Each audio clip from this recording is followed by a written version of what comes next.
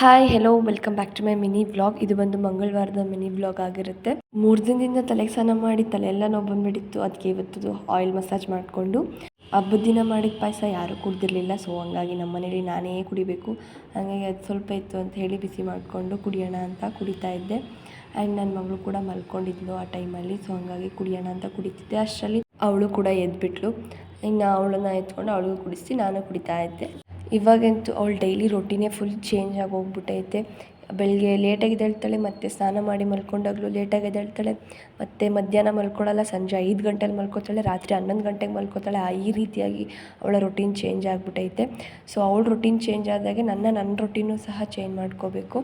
ಇನ್ನು ಅವಳಿಗೆ ಬಾದಾಮಿ ತಿನ್ನಿಸಿ ಇನ್ನು ಮಧ್ಯಾಹ್ನ ಊಟ ಎಲ್ಲ ಮಾಡಿಸಾದ್ಮೇಲೆ ಟೈಮ್ ಬಂದು 4:45 ಆದರೂ ಇನ್ನೂ ಮಲ್ಕೊಳ್ದೆ ಅವಳು ಆಟ ಆಡ್ತಾನೆ ಇದ್ಲು. ಕೊನೆಗೂ ಹಂಗೋ ಹಿಂಗೋ ಮಾಡಿ ಒಂದು 5 ಗಂಟೆ ಆಗಿತ್ತೇನೋ ಆ ಟೈಮಲ್ಲಿ ಮಲಗಿಸ್ದೆ. ಅದಾದಮೇಲೆ ನನಗೆ ಬೇಜಾರಾಯ್ತಿತ್ತು ಅಂತ ಹೇಳಿ ಚಿಕ್ಕಿ ಇತ್ತು ಮನೇಲಿ. ಸೊ ಅದನ್ನು ತಿಂತ ಕೂತಿದ್ದೆ. ಇನ್ನು ಅಷ್ಟರಲ್ಲಿ ಅವಳು ಸಹ ಎದ್ಲು. ಇನ್ನು ಅವಳನ್ನ ಕರ್ಕೊಂಡು ಆಚೆ ಕಡೆ ಬಂದೆ. 2 ದಿವಸದಿಂದ ರೋಡಲ್ಲಿ ಇಷ್ಟು ಜನನೇ ನೋಡ್ತಿರ್ಲಿಲ್ಲ ನಾನು. ಹಬ್ಬ ಅದು ಇದು ಇದ್ದಿದ್ದರಿಂದ ಯಾರೂ ಬರ್ತಾನೆ ಇರಲಿಲ್ಲ. ಇವಾಗಂತೂ ಪರವಾಗಿಲ್ಲ. ಹಾಗೆ ಆಚೆ ಕಡೆ ಸ್ವಲ್ಪ ಹೊತ್ತು ಕೂತ್ಕೊಂಡು ಟೈಮ್ ಪಾಸ್ ಮಾಡಿಕೊಂಡು ಒಳಗಡೆ ಬಂದ್ವಿ. ಅಲ್ಲೋಗಿ ಕೂತ್ಕೊಂಡ್ರು. ಅಲ್ಲೊಂದು ಅಜ್ಜಿ ಮಾತ್ರ ತುಂಬಾ ತಲೆ ತಿನ್ನುತ್ತೆ ನನಗೆ.